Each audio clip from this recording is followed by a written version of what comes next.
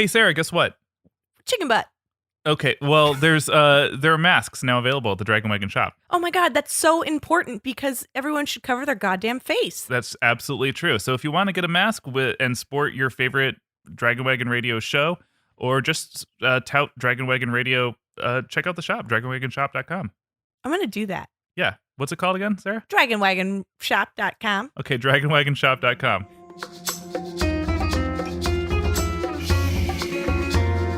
Egypt has rich mythology, the Paul hieroglyph. Sarah will decipher, together they will riff. The god King Osiris' fatherhood, at noon Robert High, like only he could. The fables are bizarre but good. It's myth understood.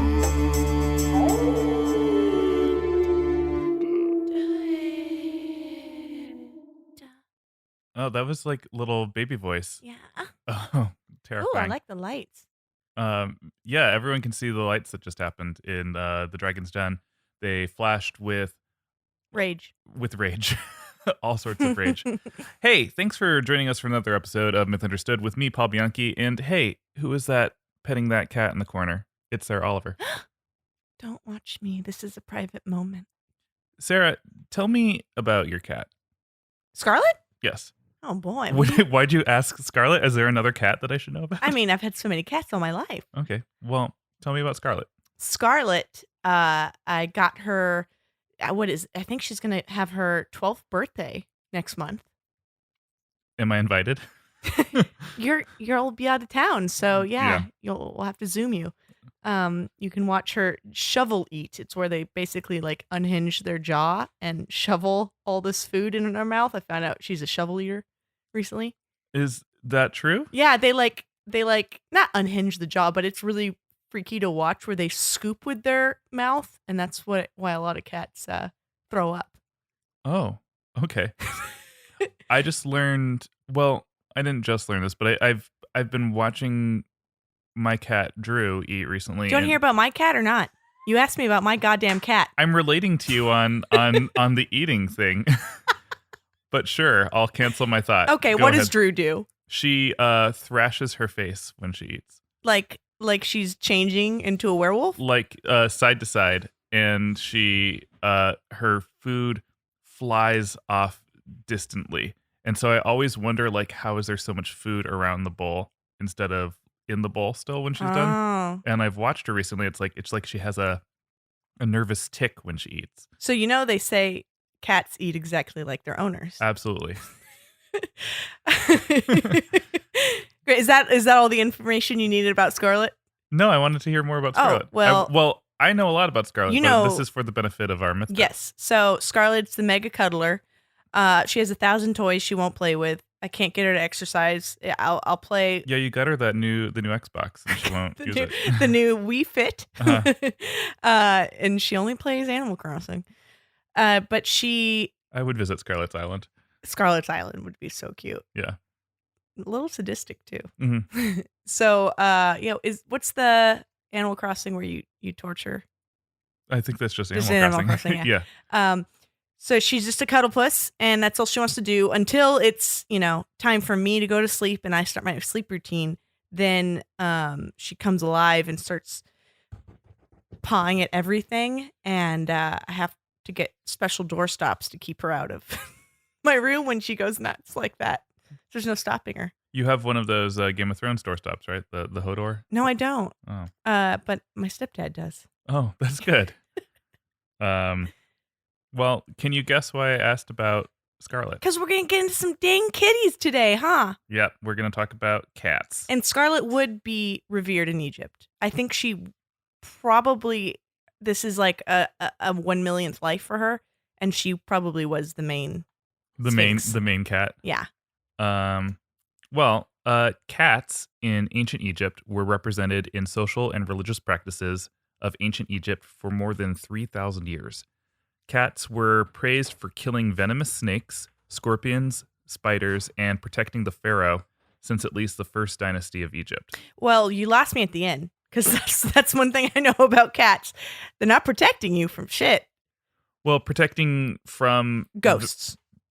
from venomous. Okay. which is funny to me because I can't imagine my cat doing jack shit against a snake or a spider. No. And I don't think Scarlett does either. I've like put her in front of a bug and being like, instinct, kick in. And she's like, flops over. But I've told you about my cats in Arizona.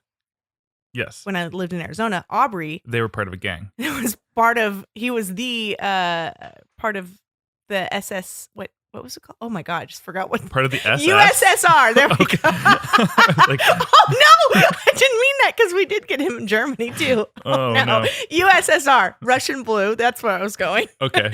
And we would see him do some psycho shit. Like he'd come home and he has a cockroach on its back and he's pulled off all the legs and he's still watching it squirm. Oh. And I would always put that Russian voice and I'm like, tell me, you would tell us everything you know.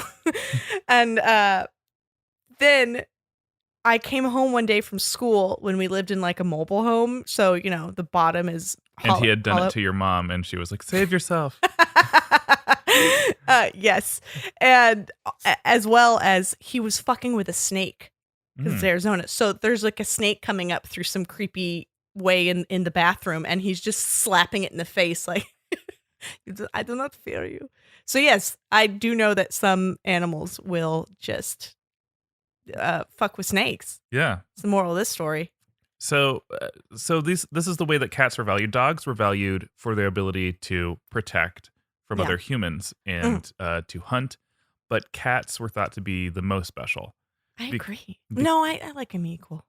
But Egypt was agricultural, and the cat's abilities to ward off pests meant the difference between starvation and survival. Because not only was it, these poisonous things, but also rats and things that would eat the crops. Yep. So Egyptians thus believed that cats were magical miniature lions. I agree. Sent by the gods to help humanity, and were capable of bringing good luck to the people who house them. That's so true. During many periods of Egyptian history, one would receive the death penalty for intentionally or even accidentally killing a cat. Bring that back. Greek writer Herodotus wrote that Egyptians cared so much for their cats that they placed their safety above human life and property. God, this is the greatest culture. When a house caught fire, the Egyptians would concern themselves more with rescuing the cats than with anything else. Oh my God, I relate so hard. I've had dreams, Paul. I've told you about my dreams where I'm like at work or something and there's a like a tsunami coming, like a big flood coming to my apartment. So I have to drive this treacherous drive just to go get the cat. This would be you. Yes. They were known to run back into burning buildings to save cats, or if the cats were outside, they would form a perimeter around the flames to keep the cats from entering the building that was on fire. And you can just imagine the cat just like licking itself. Yeah. I'm not gonna do that. Yeah. When a cat died, Herodotus wrote that all inhabitants of a house would shave their eyebrows off as a sign of deep mourning. Yep. Been there. Cats which have died were taken to Babastis, where they were embalmed and buried in sacred receptacles. The period of mourning was considered to be completed when people's eyebrows had grown back. So never for a lot of people. Sometimes you don't want to do that. But question, when they were, what did you say, sacredly recycled or something? When they were buried in sacred receptacles. So a sacred trash can is what you just said. Like a jar. Well, are they not, do they not get the full treatment? Oh, yeah, they would get a similar treatment. Yeah. Organs taken out, brain thrown away, get rid of that? I didn't read anything about the brain being pulled out. Okay, but they would get they were like, we'll see you in the next life. Yeah. Or you'll come back. Mm-hmm. Cool. And they were sometimes buried with near to or near to their owners, as evidenced by seals on the mummies, and also I just got teary-eyed. No, I thought you said as evidenced by seals, and I imagined like a seal architect. Or not architect, archaeologist. God, this is going to be a good one today. Yeah. So yeah, these mummies were frequently found with their cats buried next to them and mummified and sometimes like cradled in their arms in death. Can't wait for that to be me. So this is a tangent that I didn't write about in this episode, but I recently messaged back and forth with Mythfit Fletch on Fire. Yeah. And she actually messaged me to tell you about a soup recipe, which seems really good. It's like a chicken meatball soup. She told me that she doesn't like soup very much, which is crazy to me. But oh my God. But I understand that no one can like it as much as you. No one does. But so that soup recipe seems good. But above that, I remembered that she had messaged me about Europeans used to eat mummies. Excuse me? Oh yeah. So what? When Europeans first started digging up mummies in ancient Egypt, this was still during medieval times. Like so people were practicing weird medicine. And so they find these preserved mummies the way that we know them to look when they're mummified, like just looking like brown. And so they were like, this is jerky? This is human jerky? It was the idea that like, hey, do you have a headache? Well, you better eat some skull. No. Hey, are you having a heartache? Better eat some heart. Like that was like the idea of like early medicine. So there used to be a lot more mummies, but Europeans, our ancestors, my aunts, that's like all I am is fucking Anglo and Viking, yeah, and Irish. They ate mummies. Oh my God! And I was talking to our friend Haley about this, and I was like, yeah, ancient white people ate the bodies of ancient African people, and he was like, yeah, that tracks. Yeah, it really does.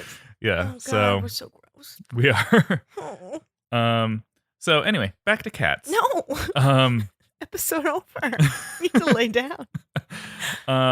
Perhaps the greatest example of Egyptian devotion to cat comes from the Battle of Pelusium. Oh God, tell me there was a cat war. Tell me there was a war over a cat like a Helen of Troy, but it's it's a Sparkles of Troy. It was not that. Fuck. But it was. I think we can agree that this is the cutest battle I've ever described. So this is in 525 BCE, where Cambyses II of Persia defeated the forces of the Egyptian pharaoh Psammetichus III to conquer Egypt. Knowing Egyptians' love for cats, Cambyses had his men round up cats before battle. The Persian soldiers painted images of cats on their shield and held cats in their arms as they marched towards the city. And when they reached the city, they released hundreds of cats in front of them and then marched behind them into battle. Oh my God. This is the movie I want to see. The Egyptians, reluctant to defend themselves for fear of harming the cats, and perhaps for incurring the death penalty should they accidentally kill one trying to fight these men, surrendered the city and let Egypt fall to the Persians. Wow. The historian Polyaenus, what a name. Polyaenus? Polyaenus of 2nd century, it's probably Polyaenus, still not great, wrote that after the surrender, Cambyses rode triumphantly through the city and hurled cats into the faces of the defeated Egyptians in scorn. That's awful. So really cute battle, but then Cambyses has to add like that is a really cute battle. Yeah. Every episode you make ancient Egyptians endeared to me more, and now it's just over the top. So here's something that will endear you even more. The Egyptians are also responsible for the very name cat, in that it derives from the North African word for the animal, which was Q Uattah, kata. Hmm. And the cat was so closely associated with Egypt that every European nation that came in contact with them developed their word for cat from their interaction with the Egyptians. Hmm. And that's why, we have, whether it's a romantic language or if it's a Germanic language, like Germans say Katze, French say Schat, Swedish cat, Wait, I'm sorry. What did the French say? Schat, Shot? Chat. Shat. Yeah. Okay. Italian gatto, Spanish gato. It's all related to that original word. Similarly, the colloquial word for cat, puss or pussy, is associated with Egypt in that it derives from the word pasht, which was another name for Bastet, who was the cat goddess. Oh. So, and also as we're gonna segue now into Bastet, that like she was the Egyptian goddess of the home, domesticity, women's secrets, cats, fertility, and childbirth. So there was already a double entendre very early on with Pasht and pussy being related to women's parts. Interesting. Yeah. Yeah. So Bastet was unlike there were several like lioness deities, but Bastet was the only one that was ever depicted as like a house cat. And just a house cat, not a house cat on a human's head. She had both. She Oh, had a damn it. cat form where she Is it to scale? It's like a human body and a tiny cat head? No, it was it was not to scale. No, Okay. it was typically she's a black cat. And that's actually her most typical form is just like as a cat. Okay. And then Love it like that. Leave it. but she also had a human form with like black skin and like a black cat head. Okay. No. Damn it. I thought she was going to just be a person, No, she had a cat face, but it's a big cat face. a big cat face. Like a Khajiit. Yeah, she's like a Khajiit from Okay. Elder Scrolls. All right. And she speaks like these. So she protected the home from evil spirits and disease, especially diseases associated with women and children. She was associated with cat-like behaviors such as hunting and the moon, and thus the Greeks and the Romans associated her with Artemis and Diana. Oh. She was daughter of the sun god Ra, evolving out of the disembodied female Eye of Ra. And sometimes she is rendered in art with a litter of kittens at her feet. Oh. But her most popular depiction is, like I said, a sitting cat, occasionally with a septum piercing, Ooh, gazing edgy. ahead. Yeah, she was super edgy. Is it weird that we call cats babies litters, but then they also use litter boxes to poop in? Yeah. Okay. Move on. I don't have the origin of that here. No, I don't need it. Oh, well, ancient Europeans used to eat cat litter. Stop it. So, although she was greatly loved, she was equally feared to the point of carrying these titles: the Lady of Dread and the Lady of Slaughter. Yes, that is a cat. Except Scarlet and Drew don't attack ever. No. However, there's no information about her harming innocent life. She has been depicted, however, slicing off Apophis's head with her sharp claws on Ra's behalf during one of his like unending duat cruises into the underworld. Sure. So, so occasionally she kills the big snake. She's Ooh. yeah, she's what He was came the, up from the mobile home. Oh, okay. I thought that ooh was, I don't know, somehow related to like, okay, if the big snake is phallic and she's No, what? I don't know. No, I was just imagining my cat Aubrey killing Apophis, Who's Aubrey? the cat that used to murder Oh, the Russian cat. the Russian blue. Okay. The Russian cat. Yeah. It was from Russia. And everything's about phalluses Well, it usually is. this All one right. time. She was notably defender of the innocent, avenger of the wronged, and this aspect was carried on in her son, fathered by the craftsman god Ptah, the lion-headed god of weather and war.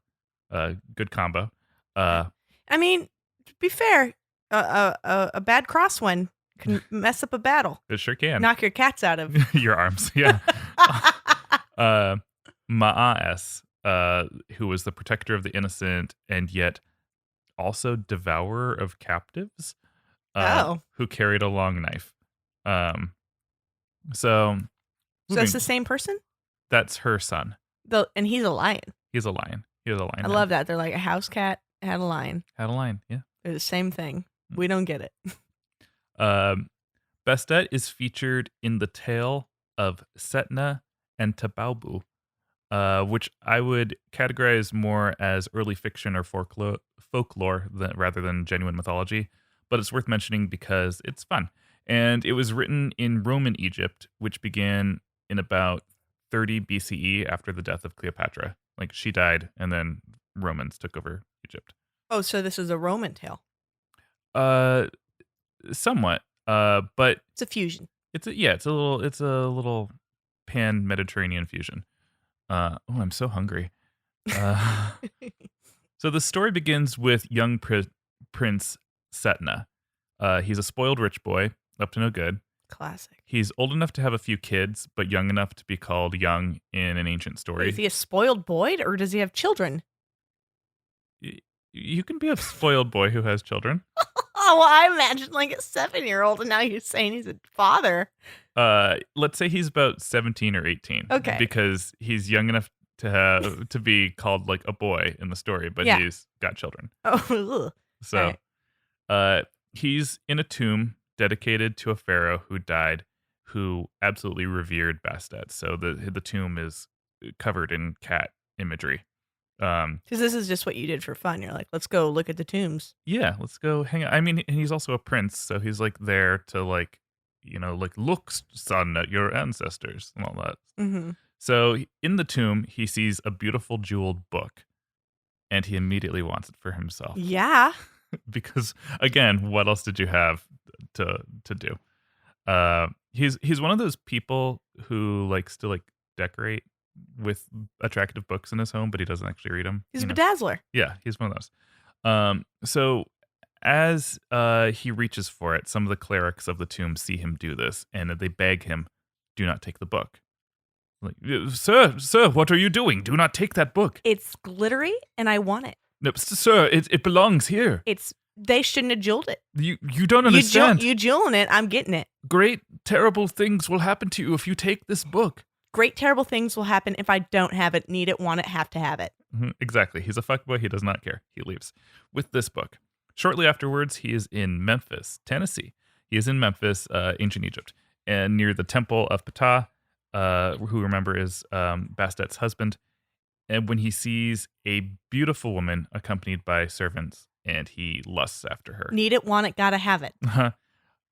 He asks about her from the people nearby, and she got any jewels?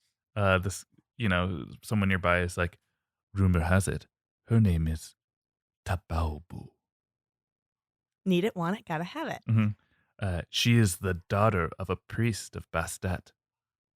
Ooh. He has never seen any woman more beautiful in his life, and he sends her a note, folds it up like football. Yes, no, or maybe. Exactly. That's in my notes. It says, the note asks, "Will you come to my bed for 10 gold pieces, Y or N?" Basically, he's trying to pay for sex, too. He's not just like, I'm interested in you. Straight up like, your value is sex, goodbye. Yep, exactly. Tabaubu receives the note, opens it up. You can only imagine the response on her face receiving this note. She circling maybe. What an asshole. She instead of checking Y or N, she puts the note aside, writes her own note, and submits it back to him. The teacher picks it up, reads it to the class. Yeah, the teacher reads it aloud and says, "Hey, well, this note says, Setna, Tabaubu wants you to meet her at the temple of Bastet in Saqqara, where she lives, and if you do this, you'll have all that you desire." Anyway, back to history. So that's the situation. So Setna travels to her villa, where he is eager to get to the business at hand. He just shows up just like ready to fuck. Yeah. Um, Hard as a rock. he goes into her bed chambers and she's there waiting for him. And she says, "All right, you came for this pasht. Um, this is and it'll be yours. But first, I have some conditions for you to follow. You ready?" I'm ready. Sparkly books, Uh-huh. fancy ladies. This has been a great week for me. She says, "First, you must sign over all of your property and possessions to me." I offered you $10. This is different. He is so consumed with lust, however, that he agrees to this. And he's like, yeah. All of that. What? All of that will be yours. Come here, baby. And he reaches to embrace her, but she just like holds her hand out and puts it on his forehead. and he just like, and he's still pawing at the air. And she's like, okay. I've got I said a few conditions. Taking everything I own isn't enough? Cool. Keep going. The next thing she says is, your children must be sent for. Wait, what? And he's like, okay, yeah. And sent for? And he calls out to the man at his by his horses and was like, yeah, go get them babies. Go get my babies. She also hands him documents prepared that are legally binding. Notarized, baby. Yeah, and this is how you can tell that this was written in Roman Egypt, because you know those Romans love legal drama. Mm-hmm. Setna agrees to this and sends for his children. And while he's signing the paper, Tabaubu disappears into another room and returns wearing a linen dress that is so sheer that he can see every part of her body through it. Ooh. His desire for her grows to be almost uncontrollable. He starts just like, yeah, need it. Want it? Gotta have it. With the document signed, he again moves towards her, but no, she has her third and final demand. His children must be killed so that they will not renege on the agreement and embroil her in a long, drawn-out court battle. No legal drama. Jesus. Setna's like, yeah, whatever. Kill my kids. Wow. Who cares? This is for one time. One time have sex. Yeah. Not like we're getting married. She's the hottest woman. But this is a one-off. Yeah. All right. So. Would you do something like this? Absolutely. Men. His children are murdered by her guards. In front of him? Yeah. And he's still like, rock hard. Yeah. And their bodies are thrown into the street. Setna then pulls off his clothes. He's like, he's doing like the bull padding in the sand. Mm-hmm. He takes off his clothes. He grabs a hold of Tabaubu. And he's like, I must have you now. And he leads her quickly to the bed. He embraces her, starts kissing all over her body. And as this happens, she suddenly unhinges her jaw, screams like a Japanese water ghost, and then vanishes into a cloud of black smoke. Then she came so quick. Then the room and the villa around them disappear as well. And Setna realizes suddenly that he's not in like some side place where the villa is. He's actually standing in the middle of a street. And he's not embracing a woman anymore. He's actually holding a clay pot against his groin and is like fucking the whole of a clay pot. And it's like stuck in the. Are you sure this is an Egyptian myth or a Florida news story? It just so happens that while he's like this, he's still going for it. No, he's just like suddenly realized where he was. He's like, oh my God, I'm not in a villa. I'm fucking a clay pot in the middle of a street. That while he discovers himself like that, he looks and he hears the clopping of camels, and he sees that the pharaoh is being escorted through town. His dad. His dad sees his son completely naked with his dick in his pot being snickered at by the populace, because it's the middle of the day, and Prince Setna is completely humiliated. And he walks up to his dad. And he's like, Dad, it's not what it looks like. Dad, It looks like you're fucking a pot. I am. You're naked. But I thought it was the most beautiful woman you've ever seen, and I gave everything to her. I gave her my fortune, What? my land. I Wait, had my children murdered. My grandchildren? Yes. What do you mean? And the pharaoh informs him that, what are you talking about? The children are still at the palace. They still live. Everything that you experienced must have been an illusion. And Setna then understands that he had been punished for his transgression in the tomb, and immediately turns on his heel, grabs the jeweled book, and runs back to the tomb and returns it to the tomb. So this is just a horny Christmas carol. A little bit, yeah. Some scholars disagree on who Tababu represents, but her close association with Bastet and the goddess's nature sort of points to her being the goddess, and I have to agree with that here because of like what else would be being talked about here aside from like the nature of Bastet and what she does if you defy her. Yeah. They theorize that Bastet takes on the form of a beautiful woman to punish a wrongdoer who has violated a tomb. And further, as Bastet is a protector of women, the story would have also been a cautionary tale to men who viewed women as only sexual objects, in that they could never know whether or not they were actually in the presence of a goddess and what might happen if they offended her. I like that. But let's get back to how he was just the worst father in the world. There's no punishment for that? No, there's no punishment for that. Good Lord. Well, this is actually the nicest lesson a god has ever given anyone ever, because it was just an illusion. Well, yeah, and if you think about her correlation with Artemis, who was gawked at when she was bathing nude, and she was just like, you get turned into a stag, and now your hunting dogs are going to eat you. Like, that, much harsher. He didn't wake up from that dream being like, oh, my hunting dogs didn't actually eat me. He's like, no, I'm dead. Yeah, this is how like a shitty sitcom ends versus a tragedy. So one thing that I couldn't find the details of is how he removed the pot from his dick, but I can only assume that he just like shattered it against a wall. Like, You've never done this? I've never done that. No. I thought this was like a thing all boys do. We all go through this one at one time. Well, Harvey Weinstein did come into a pot. He wasn't fucking a clay pot. He just like, didn't he?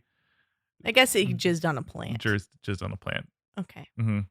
Well, thousands of years later, we'll be telling that myth. Boys being boys. So, that's Bastet, and now we're gonna move on to my favorite feline goddess of Egyptian mythology. There's another one. Oh yeah. So yeah, I mean, we already had Tefnut is also she's like a lion. She's a lion. Okay. Sekhmet is also a lioness goddess. Mm-hmm. And Sekhmet she sort of reminds me of in like Hindu culture, there's like gods will have different forms. And so it'll be like Durga and Kali will sort of be like aspects of the same goddess. And I think that Sekhmet is really interesting because she is sometimes her own goddess, sometimes an aspect of Bastet, and sometimes an aspect of Hathor. So it's sort of depending on what period of Egyptian history that you're reading. It depends on who she is. All right. So when she's her own goddess, it's said that she balances Bastet, and that Bastet is the cat of the east who wears green, and Sekhmet is the cat of the west who wears red. Oh, Christmas cats. Yeah, they're Christmas cats. While Bastet is a domestic cat, Sekhmet is a lioness. She is the Egyptian goddess of the sun, war, destruction, plagues, and also healing. What? Oh, mm-hmm. threw a curveball at the end there. Yeah. She is one of the oldest deities and one of the most powerful. Sort of like in the Theban trio that I talked about last episode, she's part of the Memphite trio. Her husband, who is also Ptah, who was Bastet's husband. Oh wait, Um, they share the same husband? just because of like different periods of worship. So it's like, oh, Ptah needs a wife in this period, and Bastet's not as widely sometimes worshipped. they're ex-wives. Yes. And Love triangles are horrible. And completing the trio is her son Nefertum, who is the cherubic child deity of the sunrise. Her name Sekhmet translates to the powerful one. As a sun goddess, she is connected specifically with the scorching, searing, and burning heat of the sun. So like basically, what can kill you in a desert region? Yeah. In this aspect, she is known by another name, which is Nezert, which literally means flame. And this sealed her fate as a terrifying goddess. Her title as the Red Lady Ooh. associated her with the desert where the heat of the sun reigns supreme and everyone withers and dies. So do you see her in mirages with like a flowing red dress? Uh-huh. Ooh, very sexy. And a lioness But she's a head. lion. Yeah, a lioness head. Always. Not always. Okay. Sometimes, I mean, they sometimes had their full human looking. Because I just don't like the head of an animal on a human body. Well, you can dress. Yeah, I'm not shitting on the furries, guys. You can have, animal attributes, but if it's just an animal head, come on, it's goofy. The story of the origin of Sekhmet, of course, has many variations, but it goes something like this. Are you gonna rap? Goes a little something like Goes this. a little something like this. When man was recently created on Earth, Ra wished for. Oh boy, it's mad rhythm. Yeah, well, it's sort of hard to read my notes in a rap. And I don't know what voice that was, but I think it was sort of the what am I thinking of? It's Blue's Clues? Blue's Clues. No, it's like rappers that rap like this and then go up and then they go back down because they're not good. I don't know who that is. I don't know who that is either, but it's something that's exists as a place in my brain. So anyway, when man recently created the earth, was recently created on the earth, Ra wished for mankind to behave with a certain code of conduct. Same here, man. Ra entrusted his daughter Ma'at, goddess of truth, to share her 42 principles as laws to live by. And these 42 principles are as such. Wait, didn't we already learn these? We learned the 42 things that you have to say when you are defending Jesus yourself. Christ, what's this? What's with the number 42? It's a good number. It's a long number. All right. I honor virtue. I benefit with gratitude. I am peaceful. I respect the property of others. I affirm that all life is sacred. I give offerings that are genuine. I live in truth. I regard all. Wait, we already did truth. No, we didn't. Honesty? I honor virtue. Oh, fucking hell. Keep going. I regard all altars with respect. I speak with sincerity. I consume. See, which is different from I honor truth, because speaking with sincerity, you could be lying. Oh, boy. I consume only my fair share. I offer words of good intent. I relate in peace. I honor animals with reverence. I can be trusted. I care for the earth. I keep my own counsel. I speak positively of others. I remain in balance with my emotions. I am trustful in my relationships. I hold purity in high esteem. I spread joy. I do the best I can. I communicate with compassion. I listen to opposing opinions. I create harmony. I invoke laughter. I am open to love in various forms. I am forgiving. I am kind. I act respectfully. I am accepting. Slow down. People are going to re-listen to this as their daily affirmations. Exactly. I follow my inner guidance. I converse with awareness. Awareness is your neighbor. I do good. I give blessings. I keep waters pure. I speak with good intent. I keep waters pure doesn't work if anyone's ever used a toilet. I praise the goddess and the gods. I am humble. I achieve with integrity. I advance through my own abilities. and I embrace the all. What? What's the all? The all. Like the everything. Eternity. Oh, okay. Um, I thought that was just a catch-all. And then embrace, like, all of it. It's the, all good. that last one actually reminds me. Good vibes only. One of my favorite video games of all time is the Mass Effect series, and the one of the alien races, when you like open your mind to their psychic abilities, they say embrace eternity. Oh. So Right before they enter you? yeah, actually there's the sex scene, she says that too, I think. Oh. So humans did not universally abide to all of these rules. What? And Ra was so upset by this. Guys, I just asked you 42 things. My God. Can juggle it. He multiple choice, guess which one? He bled from his eyeballs into a river. He picked out his goatee and threw it on the face of his loved ones. He plucked out his eyebrows, or he squeezed every pimple on his body. Oh. I guess he bled his eyeballs. He stress plucked out his eyebrow hair. Oh, darn. I thought because we did that with the cats.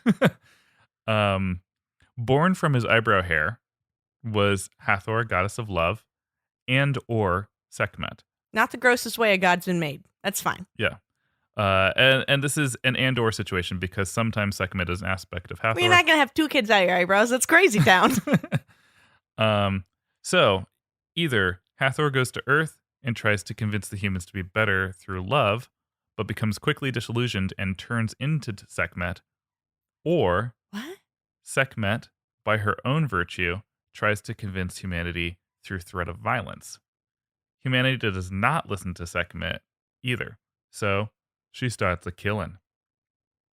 She becomes so violent and bloodthirsty that she slaughtered humankind regardless if they were bad or good. Pick one of the 42 that they broke, and that's why they start. They You they did not keep waters pure. Yeah, you were not very sincere. You did not create harmony. You did not invoke laughter.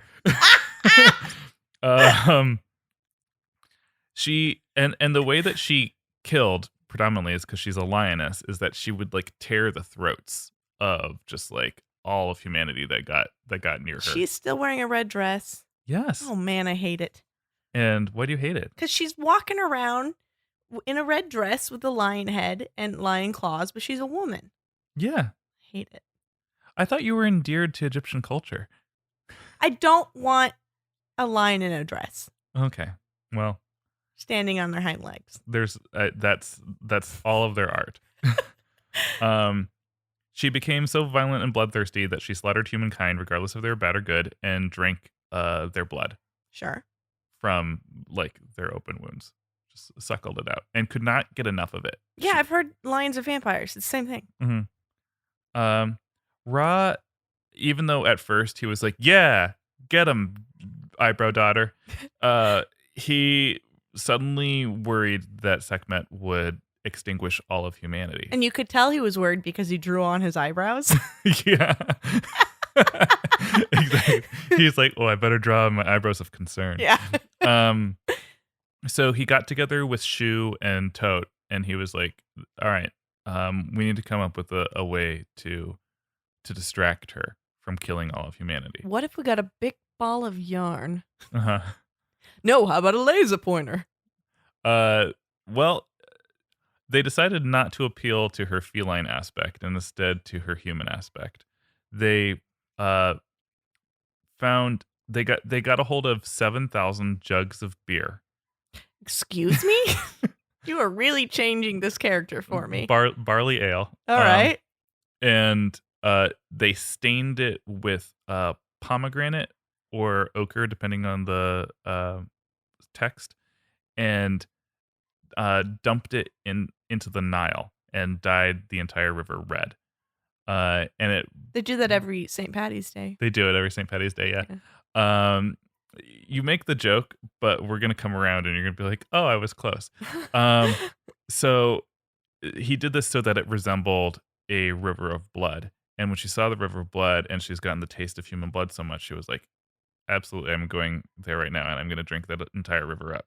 Mm. And so she goes over there and drank and drank and drank and drank and drank and got super drunk. She got so drunk that she slept for 3 days. Only through this trickery, when she awoke, that she either returned to her docile self as Hathor or as remained Sekhmet, But super hungover. but super hungover and in a lesser state of rage. Which is not usually how I am when I'm hungover. I usually retain my rage. Do you really? No. No, I'm Um, very docile hungover. So humankind was saved from the wrath of Sekhmet, and a history, the history of this myth is that it became celebrated and commemorated every year. Everyone once a year in ancient Egypt would drink beer stained with pomegranate to give praise to Sekhmet's mercy, and that was the And that's no longer a tradition, obviously. well, probably not, but That'd be but cool. if they That would did, be they would fun. they would dye the Nile red, just like St. Patty's Day. Well, I don't suggest it. She was associated with vengeance so much that the Greeks and Romans associated her with the Furies and with Nemesis. Mm. But she also enjoys her drink and her war so much that we got to associate her with drunk Athena. And that's why they have that one song about her. What? Lion in red. Oh, okay. So when I first introduced her, I said that she was also a goddess of healing. The idea was that even though she had this duality to her, she was a goddess of destruction, but she was also known as the Lady of Life because she was a protector of medicine and healers. And while she was a mistress of plague, it's like she knew the secrets of like what caused these plagues, and so she was the only one who could properly advise healers and physicians of the time. I've actually heard Joe Biden's putting her on the council. The COVID task Yeah. force. Yeah, she's really She's replacing Mike Pence after she drains his blood. Mhm. She can both spare and take life through the power of disease, which is her skill. But yeah, that's what I have in as far as the cat ladies and the cats of ancient Egypt. Well, I'll tell you what, I would only adopt one of those cats. Your guess. What? Bastet? Yes. Oh, I thought you were saying that. I was like, oh wait, one of the cats from the war? No, you. Oh, I adopt all those cats. all the cats from the Yeah. war. Yeah. Yeah. That was a great kitty cat episode. If Scarlett gave a shit about my fucking life, I'd play it for her, but she doesn't. She'll listen and she'll purr, That's true. She's so cute. but she'll be too distracted by all the toys that you give her. No, she doesn't care about them. She just doesn't care. No, she's so good. Oh, tell us about Drew. Drew is my cat. She is black and she has a white patch on her chest, and I've had her since she was a kitten, and I carried her to my apartment when I was 20 years old, and so it's really easy to remember how old she is because she's 2 years old. yeah, she's just my age plus 20. Oh. Yeah, and we both did crazy driving cross country with our cats in the cars. Yeah. To move to LA. Yeah, and if anyone's ever driven with a cat, they know that during the day they hide and at night they go wild. Mhm. Yep. I actually drove out with a second cat, Buffy, and which is one of our first bonding moments because your cat Drew is Drusilla, Mhm. all from the Buffy show.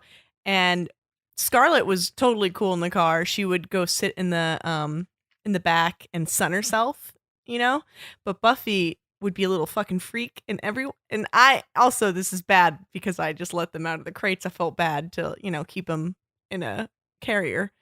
But Buffy would freak out and then run under the pedals and lay there, and I'd be on the fucking highway like, oh my God, trying to steer with my knee and come under and pick up this cat because now I can't use the brake pedal.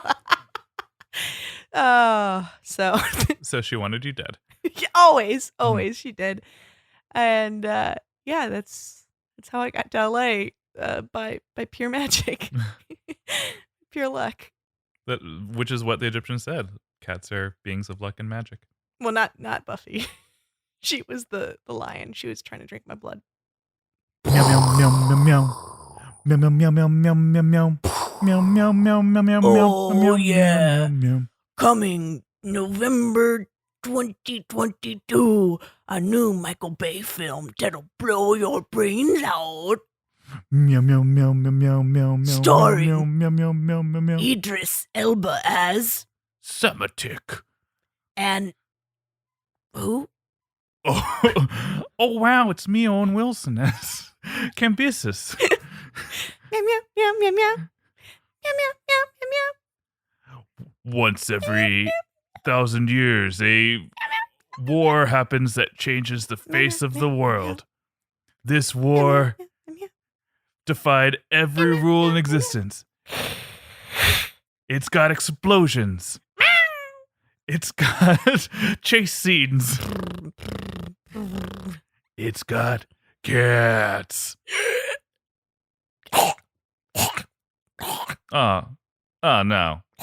Oh no.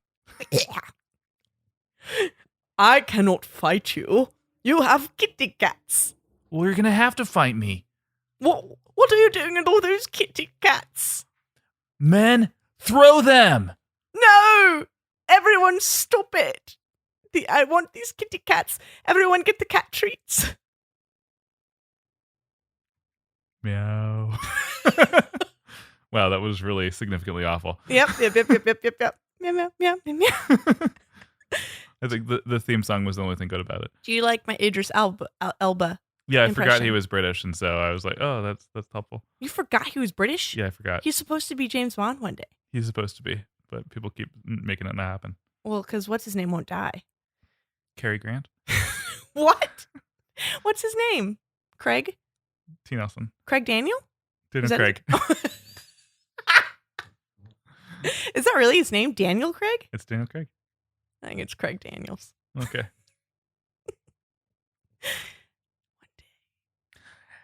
Anyway, after that failure, thanks for listening to another episode of Myth Understood with me, Paul Bianchi, and her, Sarah Oliver. You can find us on social media at _Myth Understood. You can find her at the Sarah Oliver. You can find me at the Paul Bianchi, and you can find Dragon Wagon Radio at It's Dragon Wagon. That's so true. Yeah, all of that's true. Please rate and review us on podcasts and on Apple or any podcast place that you listen to us, but mostly Apple Podcasts reviews. Helps people find us and love us and hate us. And please adopt some kittens. Keep Sarah them forever. has hundreds of them, so just contact her. If only. Night. Night. Hey there, my name is Wingman Steve. And I'm Chris. Chris, what? Yeah, I'm not saying it. Come on, man, say it. It's so cool. I'm Chris 183. Nice, that is awesome. Yeah, anyways, Steve and I are both 30-something dads. Super awesome 30-something dads, and we love to nerd out over the power-chorded glory that was 90s and early 2000s pop-punk music. And at one point, we bled Blink-182 and Yellow Card, even if nowadays we're mostly Baby Shark. Baby Shark, do-do-do-do-do. Baby Shark rocks. Fair enough. Join us on High School Never Ends, the pop-punk dad podcast where we'll discuss, debate, and revel in a music genre that we feel deserves much more love. At least once we get the kids to bed. Right. That's High School Never Ends at hsnepod.com, at hsnepod on Twitter and Instagram and wherever podcasts are found.